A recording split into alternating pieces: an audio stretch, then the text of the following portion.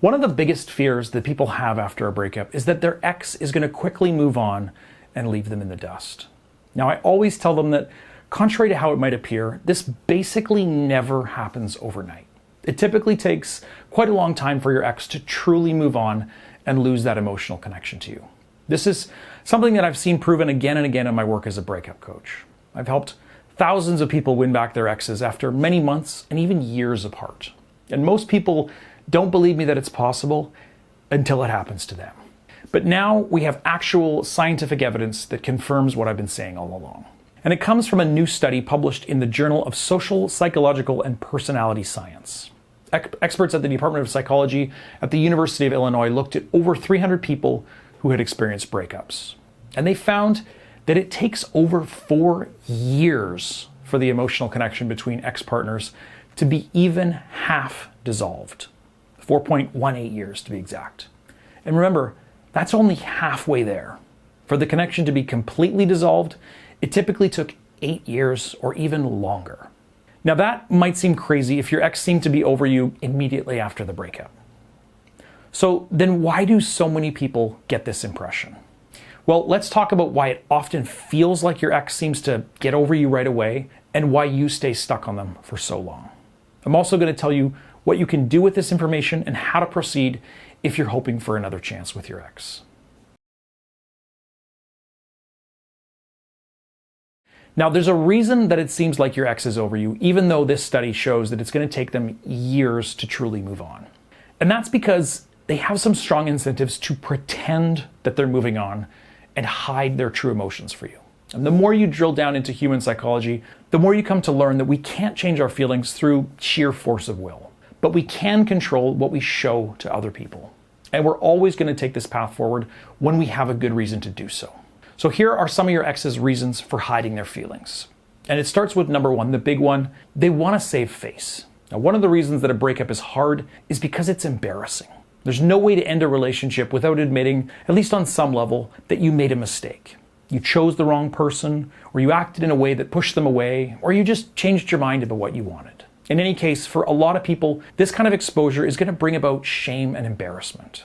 Of course, most people won't really care about your breakup, but being heartbroken makes us feel really vulnerable, and so we fear the judgment of others. So for some people, appearing cold after a breakup is really an attempt to save face and look better both to their ex and to the entire outside world. They're essentially trying to say, I don't even care, I'm moving on, and none of this is affecting me. And reason number two is they just want space from you. One of the biggest reasons that we end a relationship is simply to get space from this other person. So if we act in ways that show how much we still care and we still love them, then they're less likely to give us that space that we're looking for. So that means, no more hugs, lingering looks, good conversations, or really any other signals of affection and connection. They're afraid that if they don't get this space from you, it could create issues for both of you down the road. So they're going to just act distant and send you the message, essentially, leave me alone. And reason number three is they don't want to give you the wrong idea. So if your ex was to be really truly honest and open about their feelings for you right now, you'd probably start to think that they still wanted to be with you. It would be like the whole breakup had just been a bad dream. So they're going to just be ice cold to you to avoid risking giving you the wrong idea about your possible future together. And number four is they're afraid that you'll convince them to give you another chance.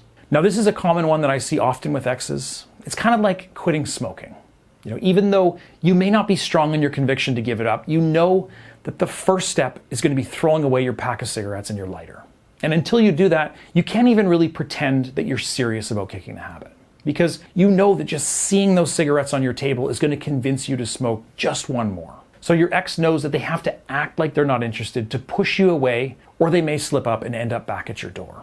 And number five is because they're angry and they want to hurt your feelings. Now, most exes aren't going to be actively trying to hurt you after the breakup, but occasionally some will. And if you hurt your ex in a major way by lying, cheating, or just somehow betraying their trust, then they won't risk giving you even a tiny shred of evidence that they still care about you, regardless of their true feelings. In fact, they'll often want to hurt you as much as possible just to make up for what you did to them. And reason number six is they want to show other people that they're available. So this is the final reason that your ex is going to pretend to be over you, and that is so they can signal to other people that they're single and they're looking.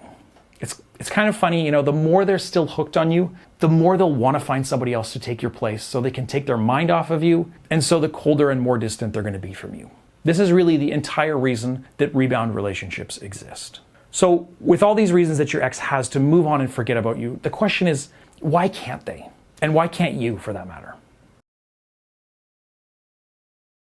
So knowing that it takes 8 years to move on after a breakup can be really disheartening and scary, because obviously this number is true of us as well as our exes. So what gives? Well, the truth is that relationships, they leave a mark on us, even ones we're only in for a short time.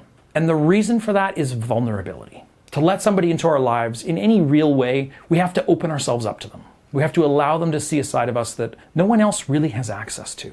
We're giving them our heart, essentially. And with that comes the ability to touch us deeply, make us happy, or as you're experiencing maybe right now, to hurt us badly. And that's why there's this intensity to romantic love that really rivals little else. Because opening up allows us to create stronger connections. So we start building these little bridges between ourselves and this other person. Emotional bridges, sexual bridges, intellectual bridges, and a million other little connections that you may not even be aware of. Now, the breakup is really an attempt to sever all these connections in an instant. But no matter how complete the breakup is, we find that traces of those connections actually do remain. It's kind of similar to phantom limb syndrome, which is a well-documented and incredibly common condition affecting those who've lost an arm or a leg. Now, phantom limb sufferers, they still feel sensations in their lost limb, like pain, discomfort, or itching, and they'll feel those sensations for the rest of their lives. So while, of course, they know that the limb is gone, they still can't stop feeling that itch, even though they want to. So I'm sure that knowing that your ex isn't over you and isn't going to be for a long time is probably going to be pretty heartening. But maybe you don't know exactly what it means for you. So here are some of the facts. And fact number one is, just because your ex is over you doesn't mean they want you back. When I tell people that their ex hasn't moved on, they often think that this means that the light is green and all they have to do is ask and they can just pick back up right where they left off. But really, that isn't how it works. And if you try to do that, not only is your ex most likely going to turn you down, you're actually going to help them move on and leave you behind much faster than they would otherwise. Because unfortunately, having a lingering emotional attachment is not the same as wanting to get back together. I'm sure that we all have people from our past that we think about from time to time, maybe even fantasize about what our life would be like if we'd never broken up with them. But that doesn't mean that we'd give them another chance if they asked us out of the blue. If they did, it would probably snap us out of our fantasy, because then we'd start to remember all the reasons that we broke up in the first place. Because fantasy and reality, they are not the same thing. We can think all day about what life might be like with this other person, but then when things become real, it's another matter entirely. So sort of look at your ex's feelings towards you as a cracked window rather than an open door. You aren't going to be able to barge in there and make them take you back. But after some time has passed, you will be able to communicate with them, and often with even more time, you'll be able to slowly reattract them so that they actually feel good about the idea of giving your relationship another shot. In fact, number two, giving your ex space is not going to break the bond. It's been shown that you do need to give your ex space after a breakup, a lot of space, if you really do want to have any hope of getting them back. Remember, they have all this incentive to stay away from you, to give you the cold shoulder, and to actually resist any pressure that you put on them to get back together. And the more you put pressure on your ex, the more you're going to create a situation where they have to put walls up to keep you out. And then it's going to be even more difficult to even get in touch with them. But really, many people actually already know this, but they simply can't resist because they fear that if they give their ex space, their ex is going to move on and leave them alone. So knowing that your ex will still have feelings for you even years later tells you that your absence is not enough for those feelings to disappear. And really, to me, this is the biggest lesson of this study.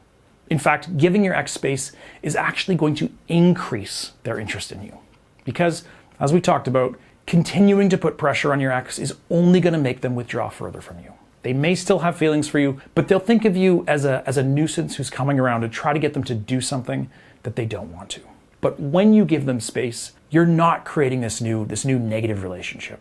Instead, you're really actually giving them a chance to miss you. And the negative feelings around the breakup are going to fade quickly the less you draw things out.